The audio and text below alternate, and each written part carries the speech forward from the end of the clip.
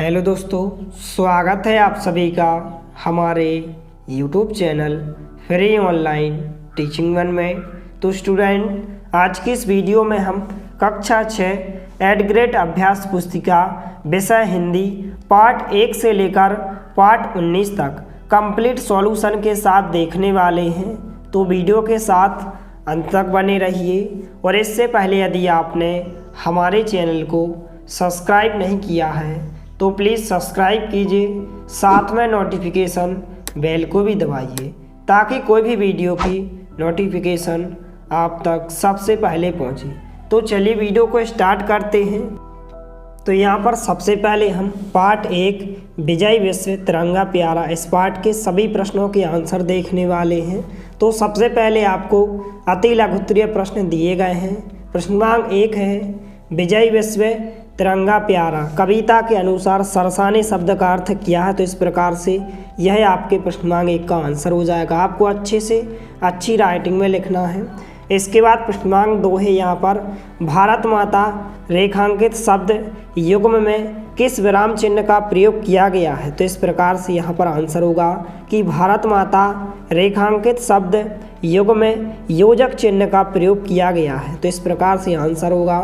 इसके बाद तीसरा प्रश्न है, यहाँ पर स्वतंत्रता शब्द का प्रयोग कर एक वाक्य बनाइए। तो इस प्रकार से आंसर होगा कि भारत में स्वतंत्रता दिवस 15 अगस्त को मनाया जाता है। तो इस प्रकार से आप वीडियो को रोककर इन सभी प्रश्नों के आंसर को आप अच्छे से लिख सकते हैं।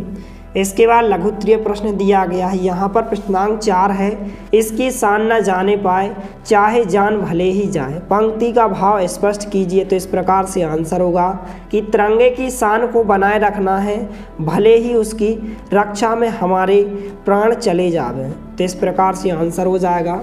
इसके बाद प्रश्नांक 5 है, यहाँ पर ध्वजारोहण के लिए आपको कौन कौन से संसाधनों यानी कि वस्तुओं की आवश्यकता होगी। तो इस प्रकार से आंसर होगा कि ध्वजारोहण के लिए हमें तिरंगा झंडा, पुष्प, रस्सी और एक लंबे पाइप या डंडे की आवश्यकता होगी। तो इस प्रकार से प्रश्नांक 5 का आंसर हो जाएगा।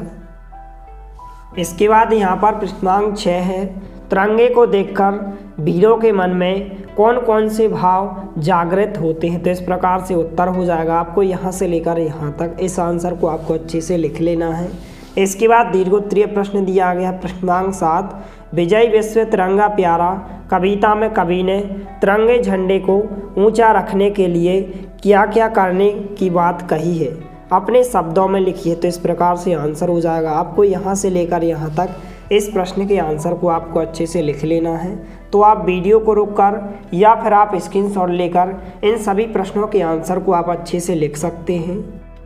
इसके बाद यहाँ पर नेक्स्ट पेज पर मूल्यांकन 1 दिया गया है। अति लघुत्तरीय प्रश्न दिए गए हैं। प्रश्नांक 8 है, सुधा शब्द का पर्यायवाची शब्द लिखकर वाक्य बनाइए। तो इस प्रकार से सुधा शब्द का जो पर्यायवाची शब्द होता है वह अमृत होता है। इस प्रकार से आप लिख सकते हैं, एक वाक्य भी लिख सकते हैं कि देशभक्तों ने हमें स्वतंत्रता स्वरूप अमृत प्रदान किया है। तो इस प्रकार से प्रश्नांक 8 का आंसर हो जाएगा। इसके बाद यहाँ पर लघुत्तरीय प्रश्न दिया गया है। प्रश्नांक 9, तिरंगे के विषय में जानने के लिए आप कौन कौन से प्रश्न करना चाहेंगे, कोई 3 प्रश्न बनाकर लिखिए। तो इस प्रकार से आप कोई भी 3 प्रश्न इस प्रकार से लिख सकते हैं। पहला प्रश्न होगा, तिरंगे में कितने रंग होते हैं। दूसरा प्रश्न होगा इस प्रकार से कि तिरंगा झंडा कब अस्तित्व में आया। इसके बाद तीसरा प्रश्न होगा कि तिरंगा झंडा के तीनों रंगों के होने का भाव स्पष्ट करें। तो इस प्रकार से आप कोई भी 3 प्रश्न इस प्रकार से लिख सकते हैं। इसके बाद आगे आपको दीर्घोत्तरीय प्रश्न इस प्रकार से आपको कुछ पंक्तियां दी गई हैं। इन पंक्तियों को आपको भावार्थ लिखना है। तो यहाँ पर प्रश्नांक 10 है, नीचे दी गई पंक्तियों का भावार्थ अपने शब्दों में लिखिए। इस प्रकार से आपको पंक्तियां दी गई हैं और इस प्रकार से आपको इनका भावार्थ लिखना है। तो इस प्रकार से आप यहाँ से लेकर यहाँ तक इस प्रश्न के आंसर को आप अच्छे से लिख सकते हैं। इसके बाद पाठ 2, कटुक वचन मत बोले, इस पाठ के हम सभी प्रश्नों के आंसर देखने वाले हैं। तो सबसे पहले आपको अति लघुत्तरीय प्रश्न दिए गए हैं। प्रश्नांक 1 है, कटु सत्य को प्रिय और मधुर कैसे बनाया जा सकता है। तो इस प्रकार से उत्तर होगा कि कटु सत्य को इस तरह व्यक्त किया जाए कि बात भी हो जाए और उसमें वह कड़वाहट भी ना आ पाए। तो इस प्रकार से उत्तर हो जाएगा। इसके बाद दूसरा प्रश्न है यहाँ पर, मीठी एवं कर्कश वाणी के लिए किन किन पक्षियों का उदाहरण दिया जाता है। तो इस प्रकार से उत्तर हो जाएगा कि मीठी वाणी के लिए भी कोयल का एवं कर्कश वाणी के लिए कौवे का उदाहरण दिया जाता है। तो इस प्रकार से प्रश्नांक 2 का उत्तर हो जाएगा। इसके बाद यहाँ पर प्रश्नांक 3 है, पाठ के आधार पर जिज्ञासु शब्द का अर्थ बताइए। तो इस प्रकार से उत्तर होगा कि जिज्ञासु जानने की इच्छा रखने वाला। इसके बाद आपको आगे लघु उत्तरीय प्रश्न दिए गए हैं इस प्रकार से। तो यहाँ पर प्रश्नांक 4 है, पाठ के आधार पर जीभ की 2 विशेषताएं बताइए। तो इस प्रकार से उत्तर होगा कि जीभ नम्र और लचीली होती है। इसके बाद आप लिख सकते हैं कि जीभ दांतों से पहले आती है पर रहती दांतों के बाद तक है। इसके बाद यहाँ पर प्रश्नांक 5 है इस प्रकार से, बातन हाथी पाइए, बातन हाथी पाँव, लोकोक्ति का अर्थ लिखिए। तो इस प्रकार से लोकोक्ति का अर्थ हो जाएगा, आपको यहाँ से लेकर यहाँ तक इस प्रश्न के आंसर को आपको अच्छे से लिख लेना है और वीडियो को ज़्यादा से ज़्यादा अपने दोस्तों के साथ शेयर करना है ताकि सभी को इसका सॉल्यूशन उपलब्ध हो सके। इसके बाद नेक्स्ट पेज पर प्रश्नांक 6 है, दिए गए शब्दों के हिंदी समानार्थी शब्द लिखकर वाक्य में प्रयोग कीजिए। तो यहाँ पर इम्तिहान शब्द दिया गया है, इसका जो समानार्थी शब्द होता है परीक्षा होता है। तो इस प्रकार से आप वाक्य भी लिख सकते हैं कि हमें जीवन में कई परीक्षाओं का सामना करना पड़ता है। इसके बाद दूसरा शब्द गुलामी दिया गया है। तो गुलामी का जो समानार्थी शब्द होता है वह दास्ता होता है। तो इसका जो वाक्य प्रयोग होगा कि हमें अंग्रेज़ों से दास्ता झेलनी पड़ी। इसके बाद जो तीसरा शब्द दिया गया होशियार दिया गया है, तो इसका जो समानार्थी शब्द होगा समझदार होगा। तो इस प्रकार से आप वाक्य लिख सकते हैं कि राम बहुत समझदार बालक है। तो इस प्रकार से यह आपके प्रश्नांक 6 का उत्तर हो जाएगा। इसको आप अच्छे से लिख लें। इसके बाद आगे आपको दीर्घोत्तरीय प्रश्न दिया गया है। प्रश्नांक 7, कटु वचन बोलने पर क्या क्या हानियाँ हो सकती हैं, आप अपने शब्दों में लिखिए। तो इस प्रकार से आप लिख सकते हैं। आपको यहाँ से लेकर यहाँ तक इस प्रश्न के आंसर को आपको अच्छे से लिख लेना है और इसी तरह आपको और अन्य सभी विषय की एड ग्रेड अभ्यास पुस्तिका का सॉल्यूशन जल्द से जल्द चैनल के माध्यम से प्रोवाइड किया जाएगा। इसलिए आप हमारे चैनल को सब्सक्राइब कीजिए, साथ में नोटिफिकेशन बेल को भी दबाइए ताकि कोई भी वीडियो की नोटिफिकेशन आप तक सबसे पहले पहुंचे। इसके बाद नेक्स्ट पेज पर आपको मूल्यांकन 2 दिया गया है। अति लघु उत्तरीय प्रश्न दिया गया है। प्रश्नांक 8, पाठ के आधार पर लुकमान की एक विशेषता बताइए। तो इस प्रकार से यहाँ पर आप लिख सकते हैं कि पाठ के आधार पर लुकमान बुद्धिमान और यहाँ पर हाजिर जवाबी व्यक्ति था। तो इस प्रकार से आपके प्रश्नांक 8 का उत्तर हो जाएगा। इसके बाद लघु उत्तरीय प्रश्न दिया गया है। प्रश्नांक 9, वाणी के किस प्रकार उपयोग करने से स्वर्ग और नरक की प्राप्ति होती है। तो इस प्रकार से उत्तर होगा कि वाणी के सदुपयोग से स्वर्ग और दुरुपयोग से नरक की प्राप्ति होती है। तो इस प्रकार से प्रश्नांक 9 का उत्तर हो जाएगा। इसके बाद आगे दीर्घोत्तरीय प्रश्न दिया गया है। प्रश्नांक 10 है, निम्नलिखित पंक्तियों से आप क्या समझते हैं, अपने शब्दों में लिखिए। तो इस प्रकार से आप इन पंक्तियों का भावार्थ लिख सकते हैं।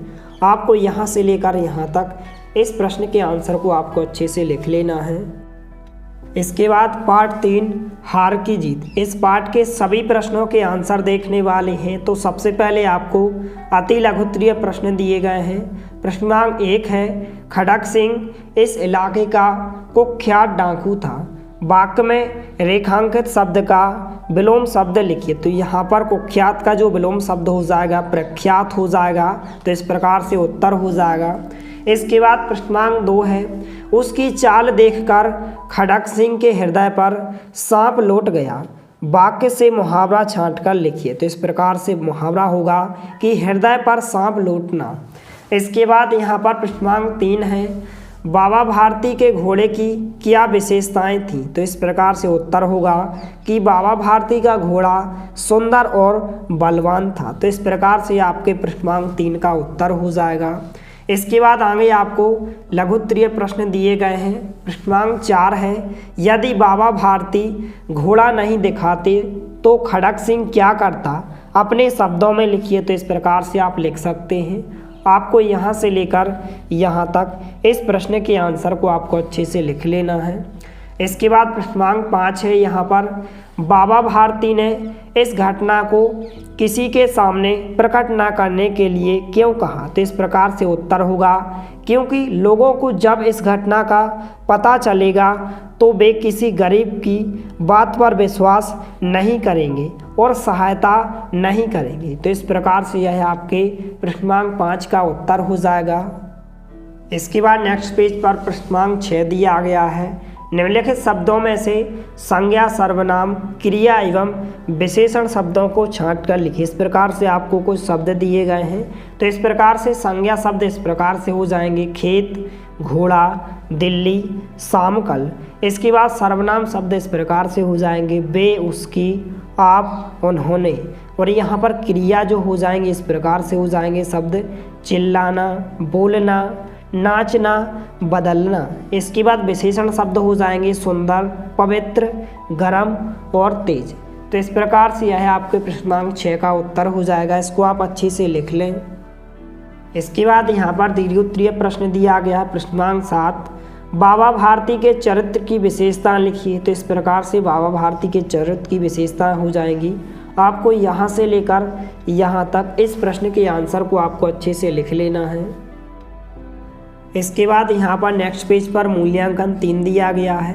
अति लघु उत्तरीय प्रश्न दिए गए हैं। प्रश्नांक 8 है, जिसका अंग भंग हो गया हो, वाक्यांश के लिए एक शब्द लिखिए और वाक्य में प्रयोग कीजिए। तो इस प्रकार से उत्तर होगा कि यहाँ पर जिसका अंग भंग हो गया हो, इस प्रकार से क्या कहलाता है? अपंग कहलाता है। वाक्य में प्रयोग इस प्रकार से होगा कि राम अपने पैरों से क्या है? अपंग है। इसके बाद लघु उत्तरीय प्रश्न दिया गया है। प्रश्नांक 9, बाबा भारती को रात में नींद क्यों नहीं आती थी? पाठ के आधार पर बताइए। तो इस प्रकार से उत्तर होगा क्योंकि बाबा भारती को डर था कि खड़क सिंह उनके घोड़े को ना चुरा ले। तो इस प्रकार से उत्तर हो जाएगा। इसके बाद आगे दीर्घ उत्तरीय प्रश्न दिए गए हैं। तो यहाँ पर प्रश्नांक 10 है, अब कोई गरीबों की सहायता से मुँह ना मोड़ेगा। कहानी के अंत में बाबा भारती ने ऐसा क्यों कहा? तो इस प्रकार से उत्तर हो जाएगा। आपको यहाँ से लेकर यहाँ तक इस प्रश्न के आंसर को आपको अच्छे से लिख लेना है। इसके बाद पाठ 6 विजयगान। इस पाठ के सभी प्रश्नों के आंसर देखने वाले हैं। तो सबसे पहले आपको अति लघु उत्तरीय प्रश्न दिए गए हैं। प्रश्नांक 1 है, बाधा का दुर्दम सागर। पंक्ति में रेखांकित शब्द के 3 समान तुकांत वाले शब्द लिखिए। तो इस प्रकार से यहाँ पर समान तुकांत वाले शब्द हो जाएंगे, सागर, गागर, नागर, बाहर आदि। इसके बाद प्रश्नांक 2 है, यहाँ पर बरस रही बाधाएं पथ में। पंक्ति में समान वर्ण आवृत्ति वाले शब्दों को छांट कर लिखिए। तो इस प्रकार से बरस, बाधाएं, पथ और पंक्ति। तो इस प्रकार से प्रश्नांक 2 का उत्तर हो जाएगा। इसके बाद यहाँ पर प्रश्नांक 3 है, विजयगान कविता में कवि किन किन को आपस में टकराने की बात कह रहा है? तो इस प्रकार से उत्तर होगा कि कवि समुद्र को हिमालय से, धरती को आकाश से और चांद को सूरज से टकरा देना चाहता है। तो इस प्रकार से उत्तर हो जाएगा। इसके बाद आगे लघु उत्तरीय प्रश्न दिया गया है इस प्रकार से। प्रश्नांक 4, निम्नलिखित पंक्तियों में तपस्वी की कौन कौन सी विशेषताएं बताई गई हैं? इस प्रकार से आपको पंक्तियां दी गई हैं। तो इस प्रकार से उत्तर हो जाएगा कि तपस्वी मनुष्य मोह माया से दूर रहता है, वह काल से नहीं डरता एवं दृढ़ निश्चयी होता है। तो इस प्रकार से उत्तर हो जाएगा। इसके बाद नेक्स्ट पेज पर प्रश्नांक 5 है, कौन सा कार्य तलवारों की धार पर चलने जितना कठिन बताया गया है? तो इस प्रकार से उत्तर होगा कि मानव जीवन में आने वाली बाधाएं तलवारों की धार पर चलने जितना कठिन है। तो इस प्रकार से उत्तर हो जाएगा। इसके बाद यहाँ पर प्रश्नांक 6 है, ऋषि अगस्त्य द्वारा किए गए किस कार्य को कविता में बताया गया है? तो इस प्रकार से उत्तर होगा कि ऋषि अगस्त्य ने अंजलि में भर भर कर समुद्र को पीकर सुखा दिया था। तो इस प्रकार से उत्तर हो जाएगा। इसके बाद आगे दीर्घोत्तरीय प्रश्न दिया गया है। तो यहाँ पर प्रश्नांक 7 है, निम्नलिखित पंक्तियों का भावार्थ अपने शब्दों में लिखिए। तो इस प्रकार से नीचे इस प्रकार से आपको भावार्थ लिखना है। तो आपको यहाँ से लेकर यहाँ तक इस प्रश्न के आंसर को आपको अच्छे से लिख लेना है। तो आप वीडियो को रोककर इन सभी प्रश्नों के आंसर को आप अच्छे से लिख सकते हैं। इसके बाद नेक्स्ट पेज पर मूल्यांकन 4 दिया गया है, अति लघुत्तरीय प्रश्न दिया गया है। प्रश्नांक 8, तलवार की धार पर चलना मुहावरे का अर्थ लिखकर वाक्य में प्रयोग कीजिए। तो इस प्रकार से उत्तर हो जाएगा। यहाँ पर अर्थ होगा बहुत मुश्किल कार्य करना। प्रयोग इस प्रकार से होगा कि लक्ष्य हासिल करने के लिए तलवार की धार पर चलना पड़ता है। इसके बाद लघुत्तरीय प्रश्न दिया गया। प्रश्नांक 9, कविता विजयगान में आई उन पंक्तियों को लिखिए जहाँ अनुप्रास अलंकार है। तो इस प्रकार से उत्तर हो जाएगा। इस प्रकार से आप इन पंक्तियों को लिख सकते हैं।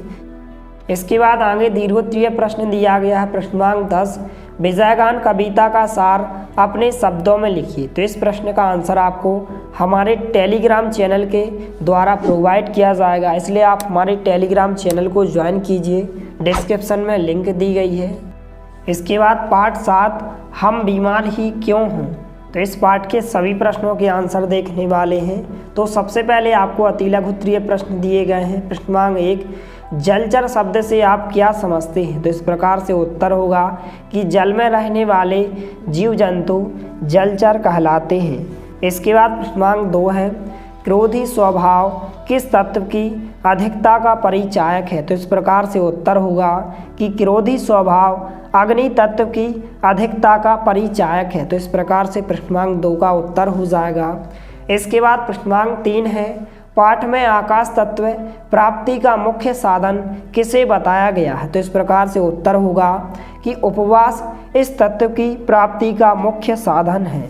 इसके बाद आगे आपको लघुत्तरीय प्रश्न दिए गए हैं। प्रश्नांक 4 है, हम आहार में क्या लें जिससे पृथ्वी तत्व संतुलित रहे। तो इस प्रकार से उत्तर होगा कि दूध, फल, अंकुरित अन्न, हरी सब्जियां, मक्खन, शहद आदि भोजन में लेने से पृथ्वी तत्व संतुलित बना रहेगा।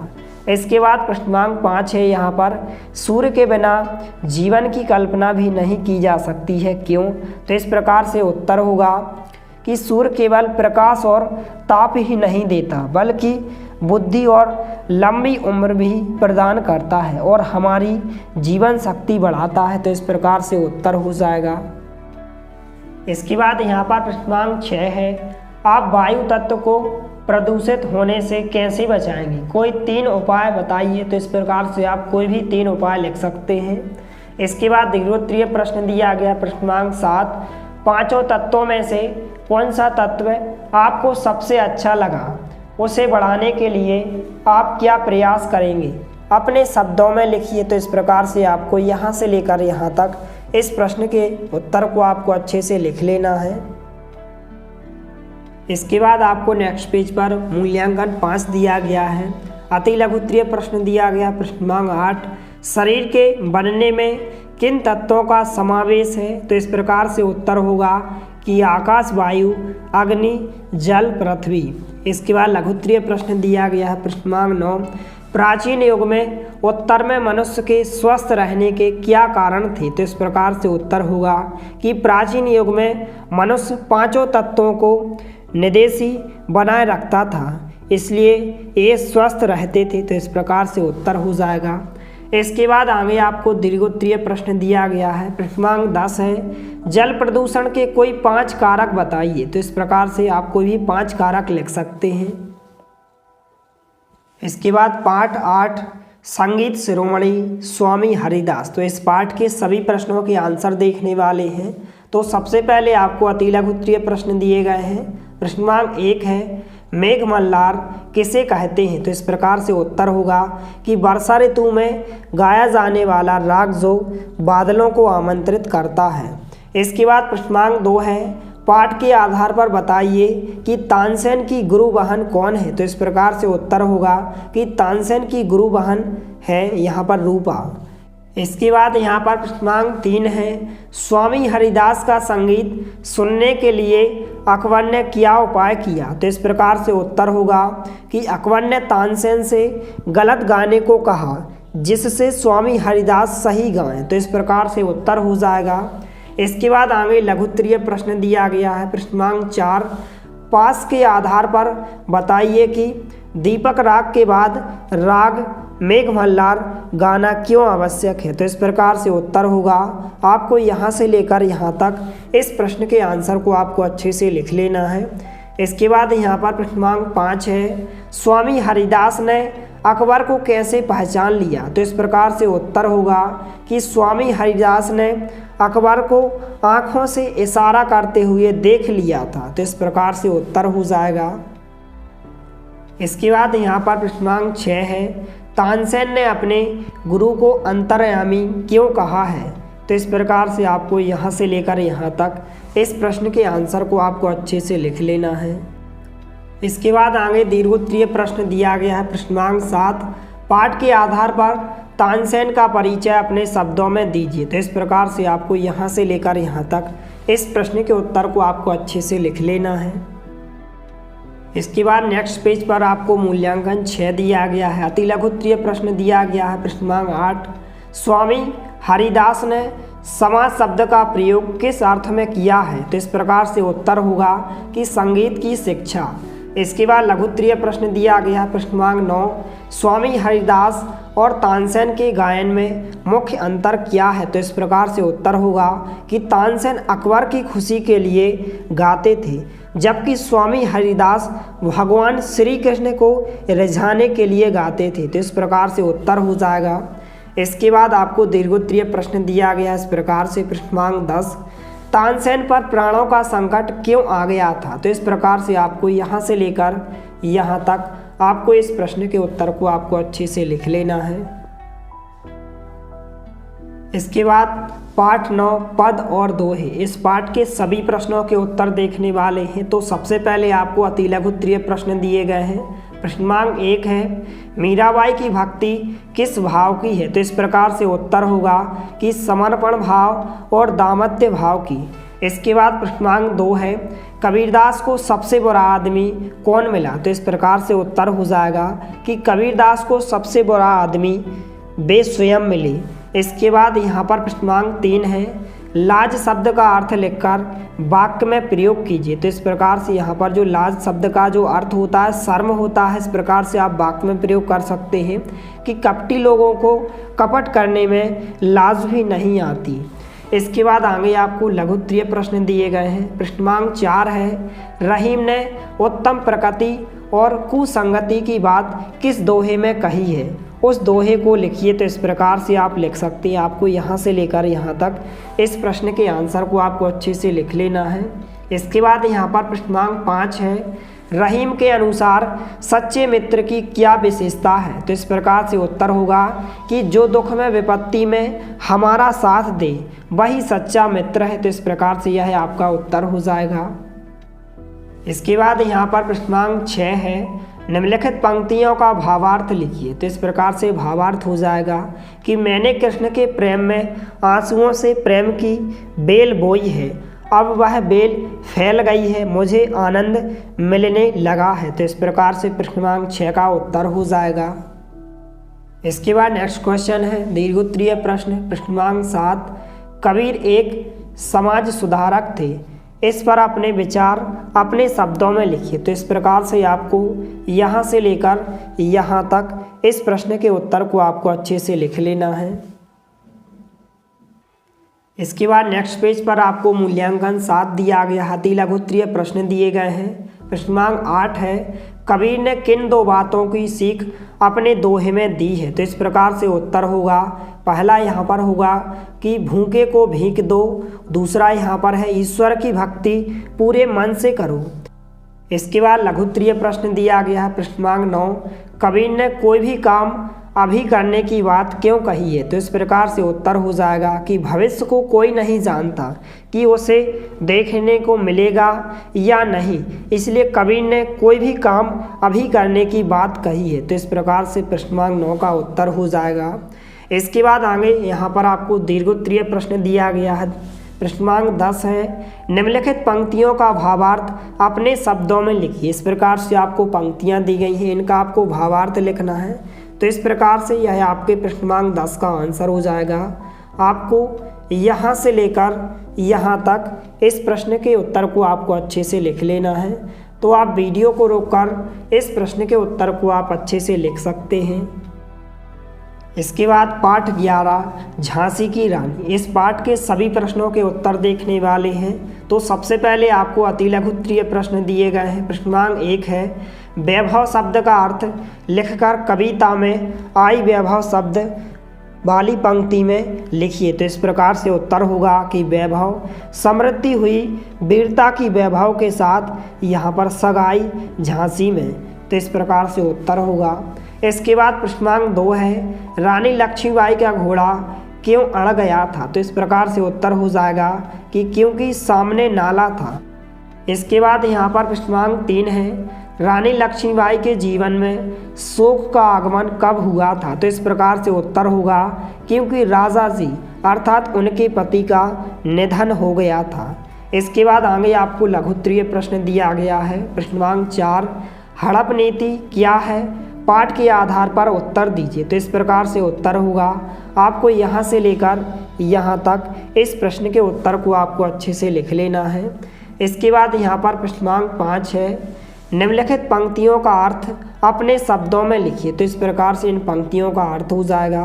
आपको यहाँ से लेकर यहाँ तक इस प्रश्न के उत्तर को आपको अच्छे से लिख लेना है।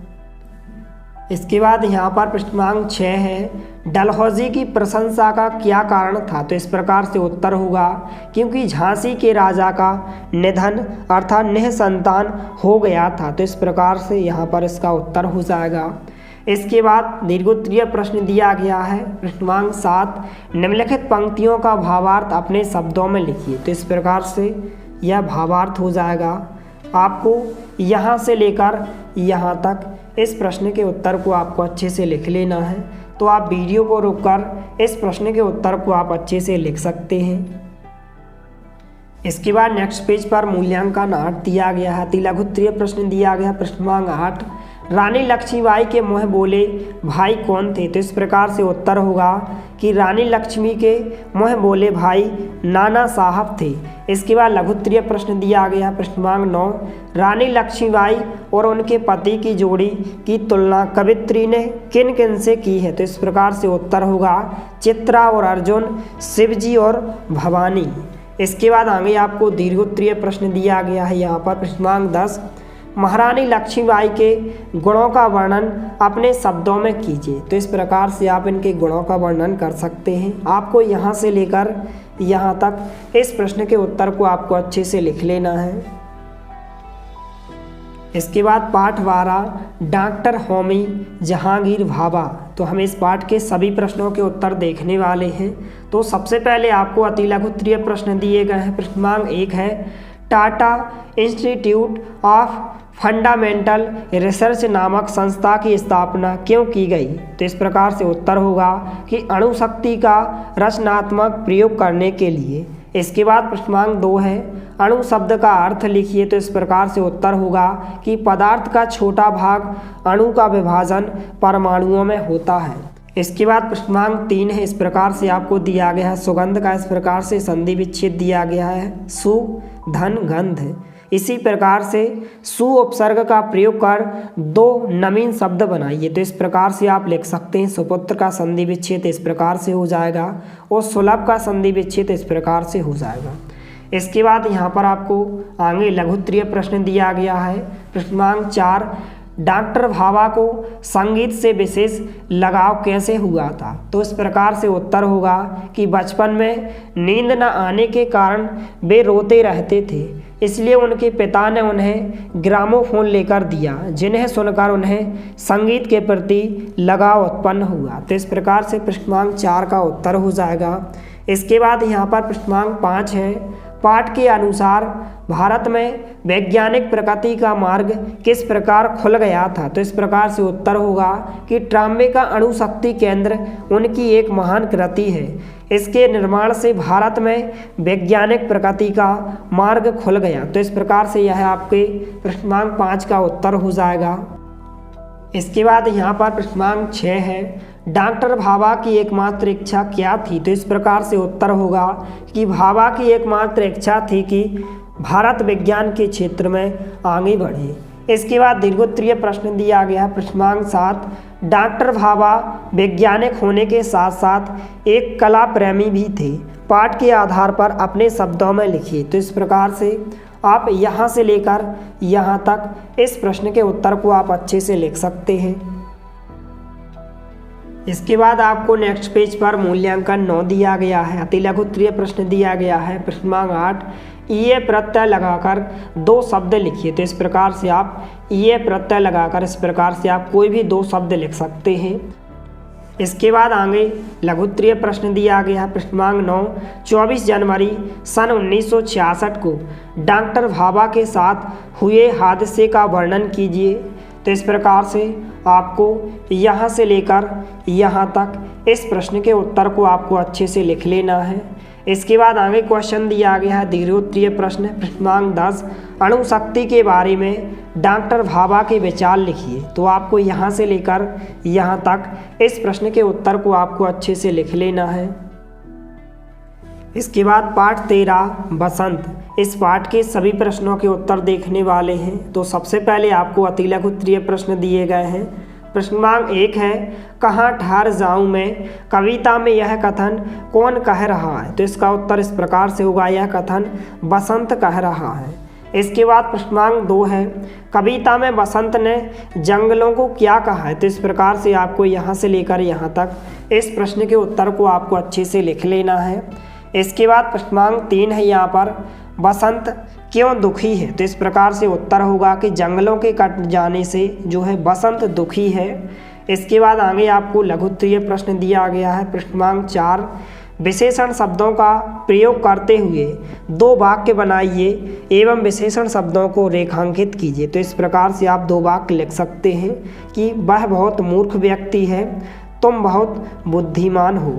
इसके बाद प्रश्नांक 5 है, यहाँ पर इस प्रकार से प्रश्नांक 5 होगा, बसंत ऋतु के आगमन पर प्रकृति में क्या क्या होता है? तो इस प्रकार से आपको यहाँ से लेकर यहाँ तक इस प्रश्न के उत्तर को आपको अच्छे से लिख लेना है।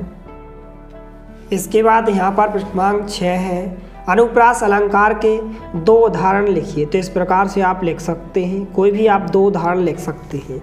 इसके बाद दीर्घोत्तरीय प्रश्न दिया गया है प्रश्नांक 7, निम्नलिखित कविता की पंक्तियों का भावार्थ अपने शब्दों में लिखिए। इस प्रकार से आपको पंक्तियां दी गई हैं, इनका आपको भावार्थ लिखना है। तो इस प्रकार से यह इन पंक्तियों का भावार्थ हो जाएगा। आपको यहाँ से लेकर यहाँ तक इन पंक्तियों का आपको भावार्थ इस प्रकार से लिख लेना है। इसके बाद नेक्स्ट पेज पर आपको मूल्यांकन 10 दिया गया है। अति लघु उत्तरीय प्रश्न दिए गए हैं।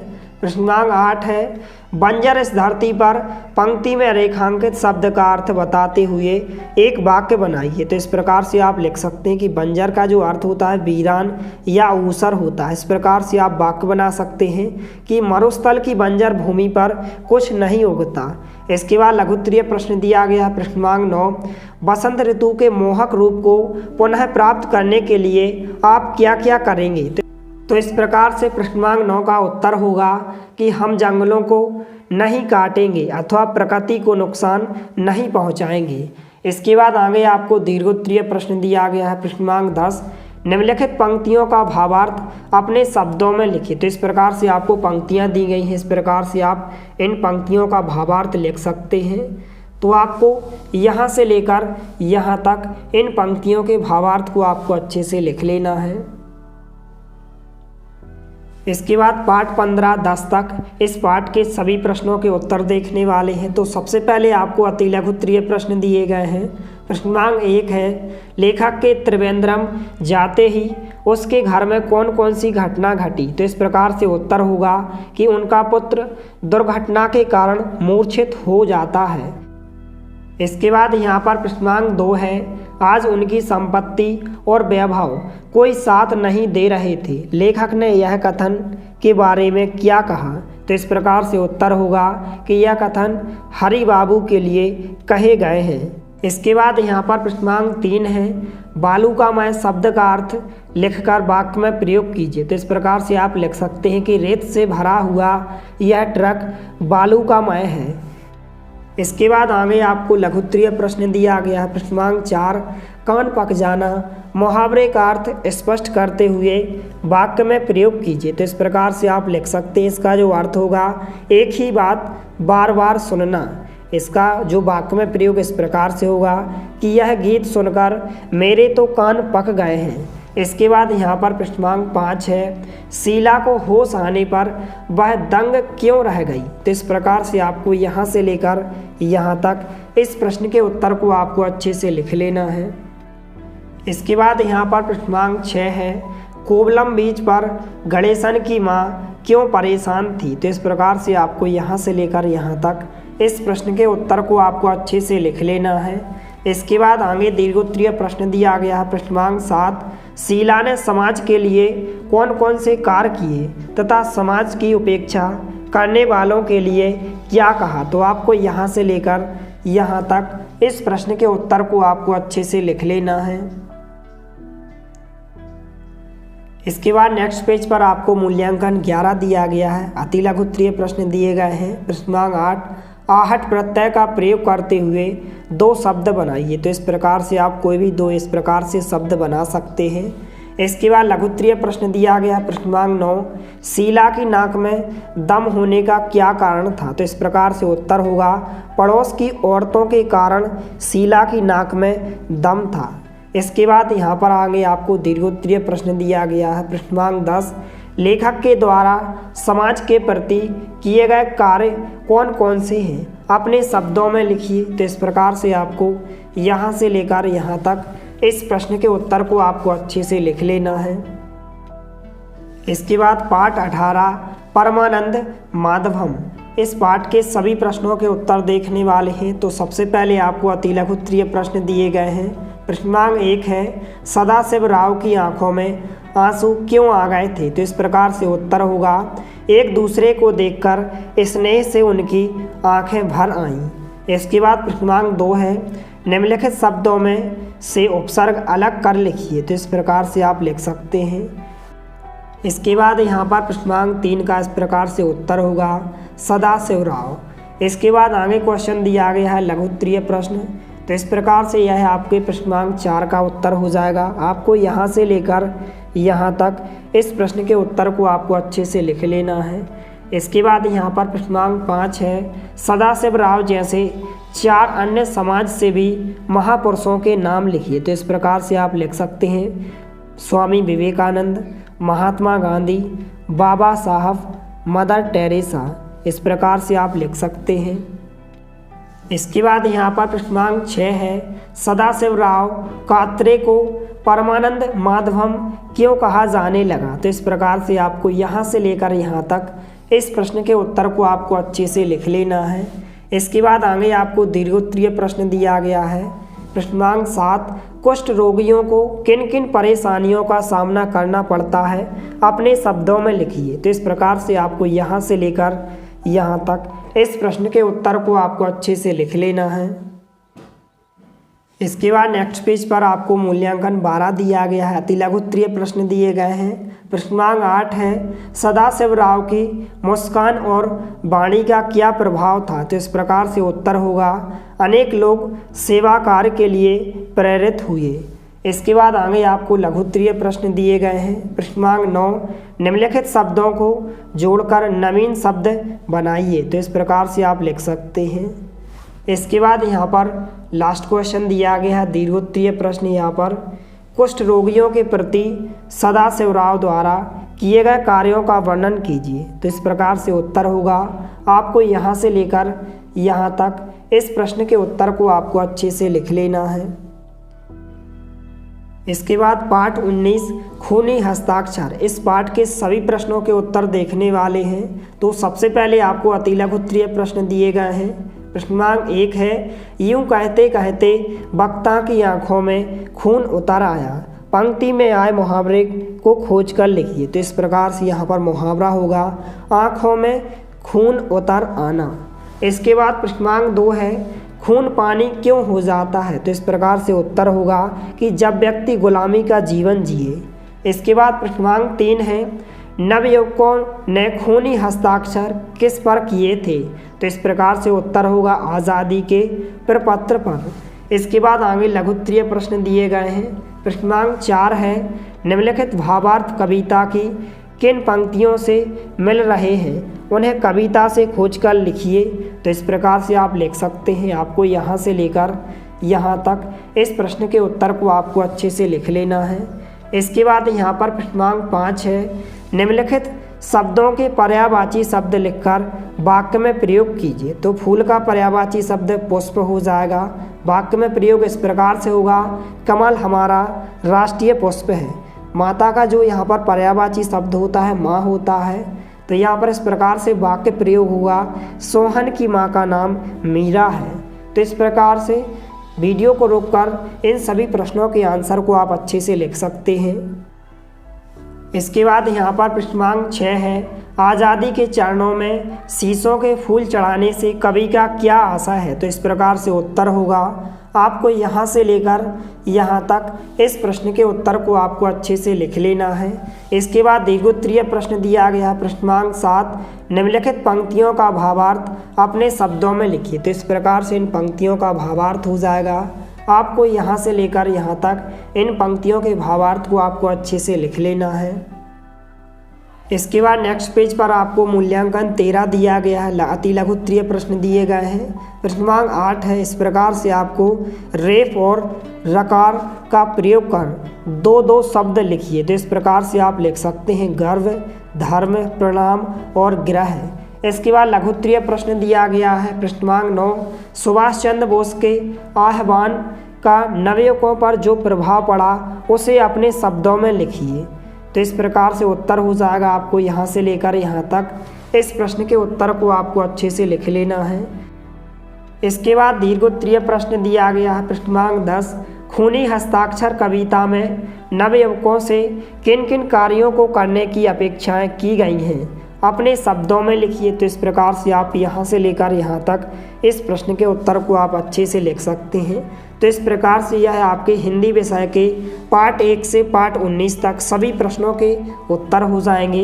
इनको आप अच्छे से नोट कर लें। यदि वीडियो पसंद आए तो प्लीज़ लाइक कीजिए, दोस्तों के साथ शेयर कीजिए, और यदि आपने हमारे चैनल को सब्सक्राइब नहीं किया है तो प्लीज़ सब्सक्राइब कीजिए। धन्यवाद। मिलते हैं अगले वीडियो में। तब तक के लिए जय हिंद, वंदे मातरम।